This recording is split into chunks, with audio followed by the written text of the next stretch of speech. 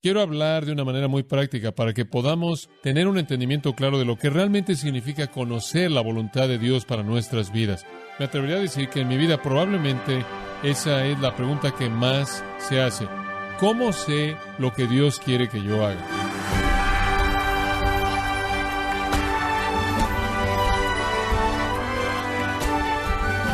Bienvenidos a este subprograma, gracias a vosotros, con el pastor John MacArthur. No es inusual que la gente tome decisiones en la vida basadas en sus sentimientos. ¿Podemos realmente saber la voluntad de Dios para nuestras vidas? ¿Es la voluntad de Dios un secreto? Usted puede saber la voluntad de Dios, estimado oyente, para su vida, y John MacArthur le ayuda a averiguarlo en la serie titulada Si la voluntad de Dios es tan importante, ¿por qué no puedo hallarla? Quiero hablar de una manera muy práctica para que podamos tener un entendimiento claro de lo que realmente significa conocer la voluntad de Dios para nuestras vidas. Esa es una pregunta seria. De hecho, me atrevería a decir que en mi vida probablemente esa es la pregunta que más se hace. ¿Cómo sé lo que Dios quiere que yo haga? En el Salmo 143, versículo 10, David hizo una oración que debe ser el deseo de todo cristiano. David oró esto: Señor, enséñame a hacer tu voluntad. Eso es muy elemental, creo, para la vida de un creyente, porque ser un cristiano es la afirmación del señorío de Cristo.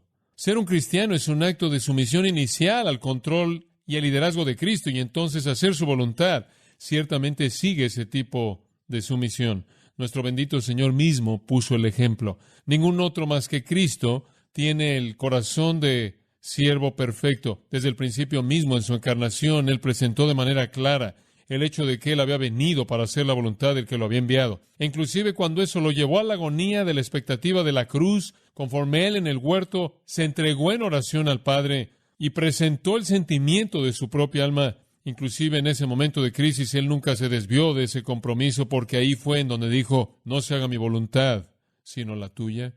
La primera iglesia tuvo un tipo de compromiso parecido, porque una y otra vez oraron: hágase tu voluntad, dice en el libro de los Hechos. Este fue el patrón de vida para Cristo, para la primera iglesia. El apóstol Pablo repitió esa oración en tantas palabras: hágase tu voluntad. Pedro, en tantas palabras: hágase tu voluntad. Es un estilo de vida para un creyente. Y en caso de que usted lo haya olvidado, piense en unas semanas atrás, de regreso a Mateo 6, versículo 10. Padre nuestro que estás en los cielos, santificado sea tu nombre, venga tu reino, ¿qué? Hágase tu voluntad, en la tierra como en el cielo. Esa es una de las peticiones esenciales en la vida de todo creyente, porque esa oración es el modelo para toda oración.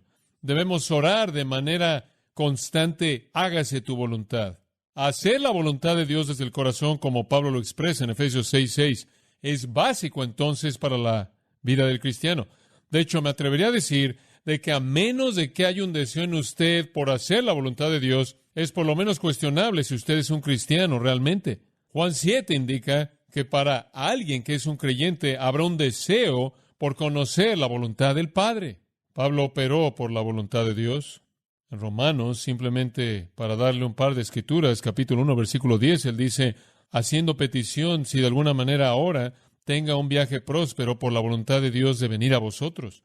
En otras palabras, todo en su vida estaba enmarcado dentro del contexto de la voluntad de Dios. Al final de Romanos, en el capítulo 15, en el versículo 32, él dijo: para que venga a vosotros con gozo por la voluntad de Dios. Fue un estilo de vida para él. Y después hay una expresión, creo que es tan especial al final del libro de Colosenses, en el capítulo 4, versículo 12, en donde Epafras, quien es uno de vosotros, un siervo de Cristo, saluda, siempre orando encarecidamente por vosotros. ¿Y cuál es el objetivo de su oración a favor de los colosenses? Para que estéis perfectos y completos en toda la voluntad de Dios. El gran corazón del apóstol Pablo, expresado en el mensaje de Romanos capítulo 12, fue que sepamos cuál es esa buena y perfecta voluntad de Dios. Pedro afirma que la marca distintiva de un cristiano es una preocupación y vivir con una vida centrada en la voluntad de Dios. Primera de Pedro, capítulo 4, versículo 2, para que ya no viváis el resto de este tiempo en la carne para los deseos de los hombres, sino para la voluntad de Dios. Es la marca distintiva entonces de un creyente, modelado para él por Cristo, y si decimos que permanecemos en él, Primera de Juan 2:6, debemos andar como él anduvo, y él anduvo en sumisión a la voluntad de Dios. ¿Es ese su deseo? Debería serlo si usted se llama cristiano. Ahora, en ese punto entramos con una pregunta. ¿Cuál es la voluntad de Dios? Supongamos que estamos comprometidos con ella. Supongamos que como creyentes deseamos hacer la voluntad de Dios. La siguiente pregunta que surge es, ¿podemos conocer la voluntad de Dios? Y hay personas que cuestionan esto. Y algunos piensan que usted puede vivir su vida cristiana sin ella. Otras personas piensan que la voluntad de Dios es algún tipo de misterio, es una especie de cosa nebulosa, escondida, secreta. Dios es una especie de conejo de Pascua universal que la esconde en algún lugar y anda corriendo diciendo, caliente, caliente, conforme buscamos de manera desesperada por encontrarla. Algunas personas creen que la voluntad de Dios es un trama, es algo como correr por el camino y caer sobre su nariz en un mapa de la India y decir, sí, Señor, es indio, lo que sea. Pero la gente tiene ideas extrañas de la voluntad de Dios. Algunos un sueño más bien místico, visionario, con una orientación en esa dirección. Otros, como si Dios necesita hablar con ellos del cielo. Algunos creen que es un acontecimiento traumático y la mayoría, creo yo, que creen en ese tipo de cosas, en últimas terminan con el sentido de frustración y sintiendo que quizás nunca descubrieron o encontraron la voluntad de Dios en absoluto y tienen que esperar para llegar al cielo para conocer la totalidad del significado de la vida.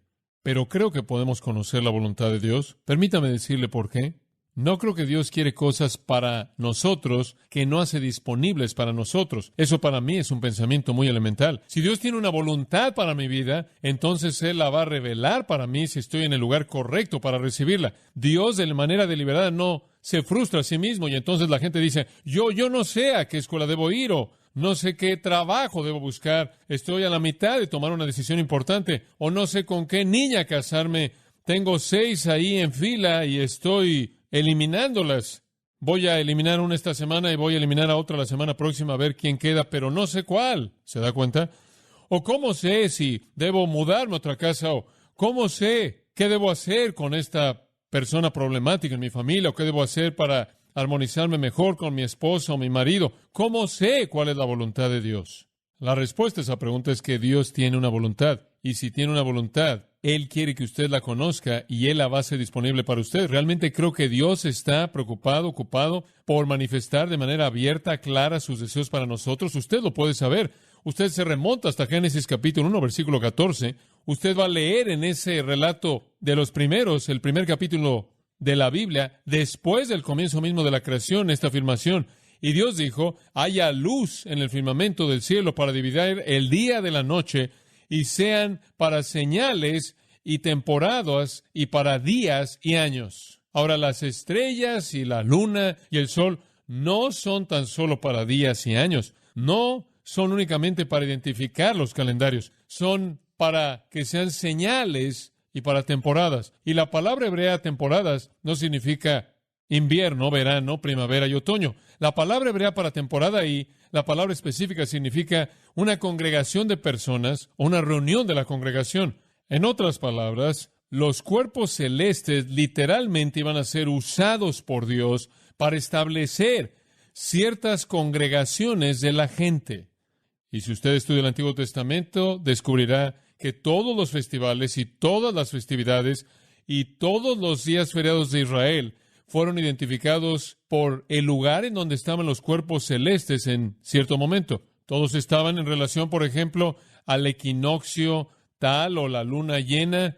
Esa es la razón por la que en Colosenses nos dice que ahora que estamos en Cristo y estamos en el nuevo pacto, ya no hay necesidad alguna de guardar una festividad o nueva luna o luna nueva. Nuestro calendario para la Pascua y la Navidad es establecido por el movimiento de los cuerpos celestes. Dios ha establecido señales. En el Salmo 104:19, Él designó la luna para las reuniones del pueblo. Desde el comienzo mismo, Dios estaba manifestando ciertas cosas. Y al relacionar el movimiento de los cuerpos celestes con la revelación a su pueblo, las festividades religiosas fueron establecidas. Dios reveló su voluntad en un lugar muy, muy claro en donde todos lo podían ver. Pensamos en cómo Dios reveló su voluntad a lo largo del Antiguo Testamento y conocemos de tantos casos en donde Él la reveló de manera externa. Por ejemplo, estuvo el milagro de la señal del pacto con Abraham, el nacimiento de Isaac, una indicación muy externa, tangible, de que Dios iba a guardar su promesa. Y después, más adelante, cuando llegó el momento para que Isaac tuviera una esposa, el siervo Eliezer fue llamado. Y Abraham dijo, quiero que vayas y encuentres una esposa de su propio pueblo. Y Eliezer dice, colocó su mano en su muslo, la colocó cerca del área de procreación e hizo un voto de que él encontraría una esposa de su propio pueblo. ¿Usted recuerda cuál fue la señal? Ve al pozo y espera ahí, y conforme vienen las doncellas, al terminar el día, la que te ofrezca agua y agua para tus camellos, esa es la que debes escoger. Una señal muy externa, muy clara, muy específica. Y después, conforme los hijos de Israel fueron guiados a lo largo del desierto, había una columna de fuego y una nube. Y después estuvo Gedeón en Jueces capítulo 6, en la batalla contra los madianitas, y hubo una señal. El vellón estaba mojado y el suelo estaba seco, y el suelo estaba mojado y el vellón seco, y esa fue una señal, y Dios estaba mostrando su voluntad. Y después hubo fuego en el monte Carmelo, y después hubieron esos actos de Isaías y Jeremías en donde literalmente dramatizaron de manera muy visual lo que Dios iba a hacer. Como puede ver, Dios siempre se ha revelado a sí mismo de una manera muy clara. Y en el Antiguo Testamento, de manera común, Él lo hizo mediante fenómenos muy visibles, externos, físicos. Ahora, cuando usted llega al Nuevo Testamento, usted también ve esto, ¿no es cierto?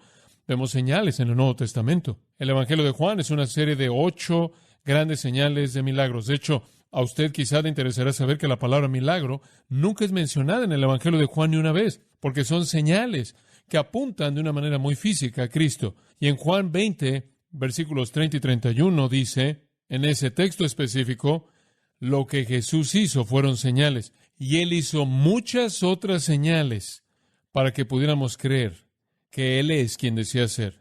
Y después, claro, con Pedro estuvo la señal de la sábana en Hechos 10, y después estuvo la conversión de Pablo, una señal externa, dramática, milagrosa de ceguera a la gloria de Dios. Y después en 2 Corintios 12, las señales de un apóstol. Como puede ver, en épocas previas a la conclusión de la palabra de Dios, Dios demostró su voluntad de una manera muy externa, física, dramática, para que nadie pudiera confundirla. Pero conforme la época de los milagros pasó, ahora, ¿cómo conocemos la voluntad de Dios? Bueno, tenemos en nuestras manos la palabra de Dios. El propósito entero de los milagros fue apuntar a la palabra de Dios, al profeta de Dios, conforme él habló la palabra de Dios. Una vez que la compilación de la revelación divina se acabó, entonces se vuelve la fuente de la voluntad de Dios. Entonces, en la actualidad no creo que buscamos milagros. No creo que encontramos en el Nuevo Testamento mandatos a que busquemos para encontrar la voluntad de Dios en las estrellas, o para encontrar la voluntad de Dios en algunos fenómenos, o para encontrar la voluntad de Dios en algún arreglo providencial de circunstancias que vemos como un acto divino. Creo que vamos en este punto a la palabra de Dios, y creo que de manera substancial podemos encontrar la voluntad de Dios en la Escritura. Quiero sugerirle las cosas que son la voluntad de Dios a partir de la Escritura, simplificándolas y reduciéndolas. Número 1, la voluntad de Dios es que usted sea salvo. La voluntad de Dios es que usted sea salvo. Ahí es donde la voluntad de Dios comienza. En 2 de Pedro capítulo 3, versículo 9 dice esto: el Señor no retarda su promesa. Ahora, los críticos podrán decir que sí, y ese es el enfoque de este capítulo. Los críticos podrán decir, Dios no está haciendo nada. ¿Dónde está la señal de su venida? Todas las cosas continúan como fueron desde el principio. Todo ha sido igual. Todo esto acerca del juicio, todo esto acerca de la condenación que hemos estado oyendo, todas estas cosas que supuestamente van a venir sobre los falsos maestros, no hemos visto nunca nada de esto. Todas las cosas continúan como han sido desde el principio. La respuesta de Pedro es esta: no es porque el Señor retarda su promesa, como los hombres. No es porque hay un hueco entre lo que Él dice y lo que Él hace. Es porque Él es paciente hacia nosotros, no queriendo que nadie que perezca, sino que todos vengan al arrepentimiento. Es la voluntad de Dios que los hombres sean salvos, redimidos, que no perezcan. Quiero que observe Mateo capítulo 18, versículo 11, y las palabras de nuestro Señor ahí, porque el Hijo del Hombre ha venido para salvar lo que se había perdido. ¿Qué pensáis? Si un hombre tiene 100 ovejas y una de ellas se pierde, ¿acaso no deja las 99 y ve a los montes y busca la que se perdió? Y si la encuentra, de cierto os digo, se regocija más por esa oveja que por las 99 que no se perdieron. Así también, escuche, no es la voluntad de vuestro Padre que está en los cielos que uno de estos pequeños perezca. Ahora, la referencia en el pasaje primordialmente trata con niños, pero puede ser ampliada porque es el corazón de Dios quien no quiere que nadie perezca. Pedro lo amplía para nosotros. En Primera de Timoteo, una palabra que habla del mismo asunto en el capítulo 2, porque esto es bueno y agradable a los ojos de Dios nuestro Salvador, el cual quiere que todos los hombres sean salvos y vengan al conocimiento de la verdad. Dios quiere que los hombres sean salvos. Ahora, ahí es en donde la voluntad de Dios comienza. Digo, si usted está buscando la voluntad de Dios fuera de la salvación, usted no tiene base sobre la cual buscarla, porque el hombre natural no percibe las cosas que son de Dios. La salvación es básica. Entrar a la familia, reconocer el señorío de Cristo, es cuando la voluntad de Dios es revelada inicialmente. En Marcos capítulo 3, únicamente quiero mostrarle una ilustración de esta misma cosa. En Marcos capítulo 3, versículo 31, Jesús estaba enseñando en una casa en particular y dice que vinieron sus hermanos y su madre y estaban afuera y le dijeron llamándolo. Jesús estaba ahí en la casa con las multitudes, como era con frecuencia el caso, y su madre y sus hermanos lo querían. Ahora no nos dice por qué, no nos dice si tenían una necesidad o si pensaban que estaba excediéndose en su trabajo o si había un problema familiar en particular o si iban camino a algún lugar, pero la multitud se sentó alrededor de él y le dijeron, he aquí, tu madre y tus hermanos afuera te buscan. Y él dio una respuesta sorprendente. Él dijo, ¿quién es mi madre y mis hermanos? Y ellos pudieron haberlo visto como si hubiera estado un poco loco, como si no supiera quiénes eran. Él volteó alrededor para ver los que se sentaron alrededor de él y dijo, he aquí mi madre y mis hermanos. Él identificó a la gente que lo rodeaba como su madre y sus hermanos, porque él dice en el versículo 35, todo aquel que hace la voluntad de Dios es mi hermano, mi hermana y mi madre. Y ahí él está diciendo que usted realmente viene a mi familia cuando usted hace la voluntad de Dios. Y claro, ese paso inicial es la salvación. Dios quiere que los hombres sean salvos y cuando responden a eso y entran a su familia, se convierten en los hermanos y hermanas y madres de Cristo. Esta es la voluntad de Dios. Es tanto la voluntad de Dios que Él vino al mundo para morir. Tenemos las cosas que queremos, pero no las queremos al grado que queremos morir por ellas, pero Dios sí. La encarnación, la crucifixión reveló el compromiso de Dios con la expresión de su voluntad. La voluntad de Dios es que los hombres sean salvos. Ahí es donde comienza. Y no hago ninguna suposición realmente en la iglesia. Sé que hay personas que no son salvas, sé que hay personas aquí en esta noche que nunca han abierto su corazón a Jesucristo. Lo sé, y le digo que la voluntad de Dios para usted es que usted no perezca. La voluntad de Dios para usted es que usted no se pierda para siempre. La voluntad de Dios para usted no es que usted quede aislado de la vida eterna. La voluntad de Dios para usted no es que usted pase la eternidad en el infierno. La voluntad de Dios para usted es que usted sea salvo. Dios, dice Pablo, quien es rico en misericordia por su gran amor con que nos amó, aun cuando estábamos muertos en pecados, nos dio vida juntamente con Cristo. Porque por gracia sois salvos por medio de la fe, y esto no de vosotros, pues es don de Dios, no por obras, para que nadie se gloríe. La voluntad de Dios expresando su amor y su misericordia es que usted sea salvo. Ahí es donde comienza. Dice usted, bueno, ya soy salvo y todavía tropiezo. Permítame llevarlo a un segundo punto. Efesios capítulo 5. La voluntad de Dios no es solo que usted sea salvo, sino, según Efesios capítulo 5, es que usted sea lleno del Espíritu. Lleno del Espíritu. En Efesios 5 encontramos en el versículo 16 la misma afirmación, redimiendo el tiempo porque los días son malos. Y la idea aquí es que no tenemos mucho tiempo. Hay una presión que viene en estos días malos, inclusive en el tiempo cuando Pablo escribió esto. Y debemos redimir el tiempo. Y en esa base dice él, por tanto, no seáis necios. Ahora, necios es una palabra amable para tonto, sin información o conocimiento, no informado, ignorante. No seáis necios o insensatos o torpes o no informados, sino entendidos de cuál es la voluntad del Señor. Ahora Pablo dice usted, ¿cómo te atreves? Estoy buscando, estoy tocando puertas y estoy poniendo vellones. y estoy haciendo todo tipo de cosas, pero no conozco la voluntad del Señor. Bueno, no debería ser tonto, usted debería conocer la voluntad del Señor. Y si usted tan solo lee el próximo versículo, usted descubrirá cuál es. No os embraguéis con vino, en lo cual hay disolución. Antes bien, sé llenos del Espíritu. Ahora, ¿qué significa eso? Dice usted, ¿significa que tengo que obtener al Espíritu? Tuve a una persona que se me acercó en Dallas y dijo, ¿sabes una cosa? Leí tu libro del movimiento carismático, leí el capítulo de la espiritualidad, y él dijo, ¿sabes una cosa? He buscado por tanto tiempo el tener al Espíritu Santo. Finalmente, alguien me dijo que ya lo tenía.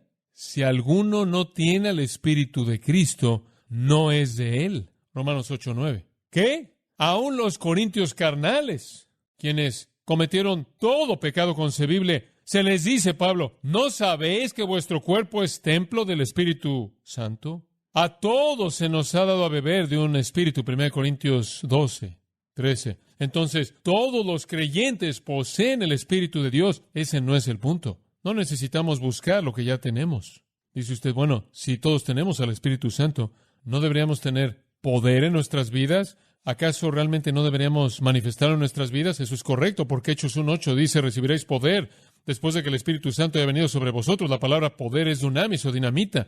Usted debería ser dinamita literal. La mayoría de nosotros vemos nuestras vidas y decimos, creo que no me puedo encender. Sigo tratando de encender el fusible y nada sucede. ¿Por qué si tengo al Espíritu Santo no voy a ningún lugar? ¿Por qué si tengo todas las cosas que pertenecen a la vida y a la piedad? 2 Pedro 1:3. ¿Por qué si estoy completo en Él? Colosenses 2:10.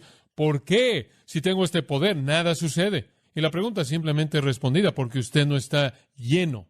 Una cosa es tener al Espíritu residente, algo más es tener al Espíritu dominante. Permítame darle una ilustración de esto. La palabra llenos es usada en los evangelios para hablar de control total. Por ejemplo, en Juan 16:6 dice, tristeza ha llenado vuestro corazón. En Lucas 6:11 dice, fueron llenos de enojo. En Lucas 4:28 fueron llenos de ira. En Lucas 5:26 fueron llenos de temor. Como puede ver, en la mayor parte de nuestras vidas podemos equilibrar esas cosas. Por ejemplo, la tristeza. Tenemos un poco de tristeza, un poco de gozo. Tenemos un poco de tristeza que va de este lado y un poco de gozo que va de este lado.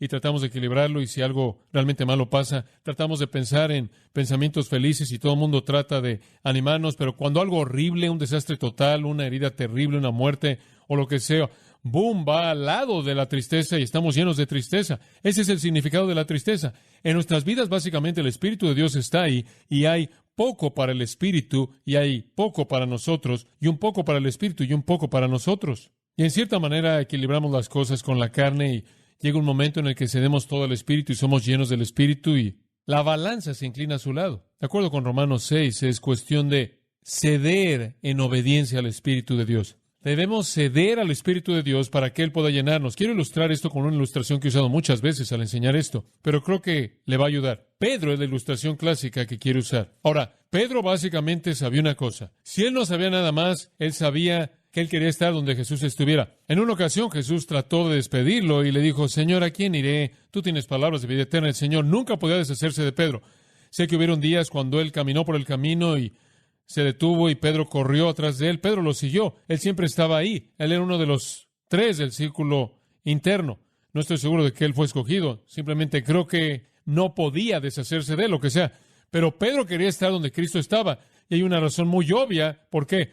Porque cuando él estaba con Cristo, él encontraba un recurso increíble para su vida. Por ejemplo, Mateo 14. Los discípulos están ahí en el agua y una tormenta está incrementándose ahí en el mar de Galilea y están entrando en un poco de pánico. Lo único que están tratando de hacer es alejarse un poco del monte en donde habían estado, a la pequeña aldea.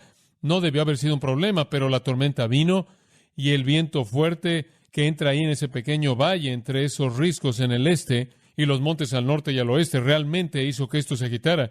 He experimentado eso en algunos de mis viajes ahí. Y la barca estaba ahí a la mitad y realmente estaban en un estado de pánico y de pronto, conforme vieron una silueta ahí con la luz de la luna, alguien venía caminando sobre el agua. Ahora, si usted ya estaba ahí metido, eso lo habría usted hundido. En términos de que si usted ve a alguien caminando sobre el agua, y claro, usted recuerda lo que pasó, ellos clamaron, ¿eres tú, Señor? Esa es la única explicación posible que se les podía ocurrir. Y él respondió en el afirmativo inmediatamente, sin pensar en nada. Pedro salió de la barca y comenzó a caminar sobre el agua. Ahora, él había sido un pescador toda su vida y él nunca había hecho eso. Él sabía que no podía caminar sobre agua.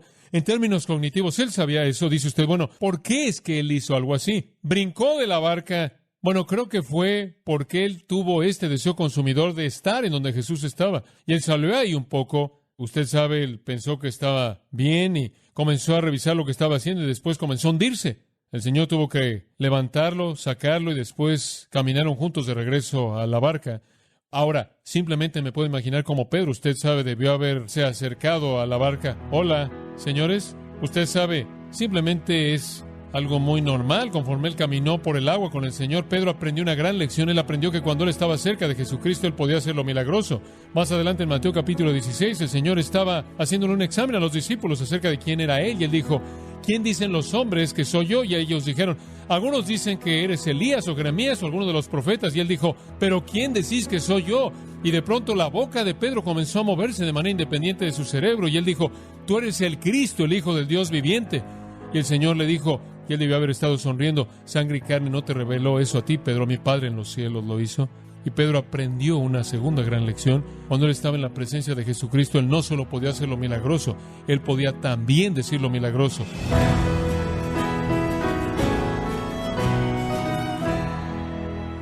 Ha sido el pastor John MacArthur en la serie titulada Si la voluntad de Dios es tan importante, ¿por qué no puedo hallarla? Aquí en Gracia a Vosotros.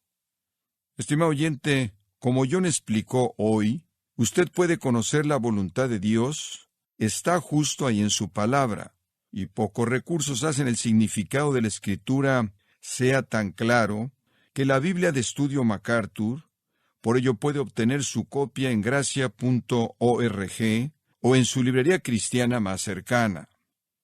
Quiero recordarle que puede descargar gratuitamente todos los sermones de esta serie Si la voluntad de Dios es tan importante, ¿por qué no puedo hallarla?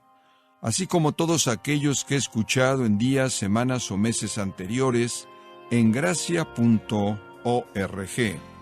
Si tiene alguna pregunta o desea conocer más de nuestro ministerio, como son todos los libros del pastor John MacArthur en español o los sermones en CD que también usted puede adquirir, escríbanos y por favor mencione la estación de radio por medio de la cual usted nos escucha en Gracia a Vosotros.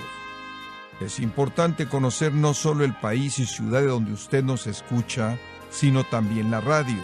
Para quienes contactan nuestro ministerio por primera vez, pueden solicitar una copia del mensaje de promoción sin costo alguno, un mensaje por oyente únicamente. Si usted vive en los Estados Unidos o Puerto Rico, escríbanos a Gracia a Vosotros, P.O. Box 4000, Panorama City, California, 91412. O puede escribirnos a través del siguiente correo electrónico: radio@gracia.org. En nombre del pastor John MacArthur, de nuestro productor David Torres y del personal, le damos las gracias, invitándole para que nos acompañe en la próxima edición y así juntos continuar desatando la verdad de Dios un versículo a la vez en Gracia a Vosotros.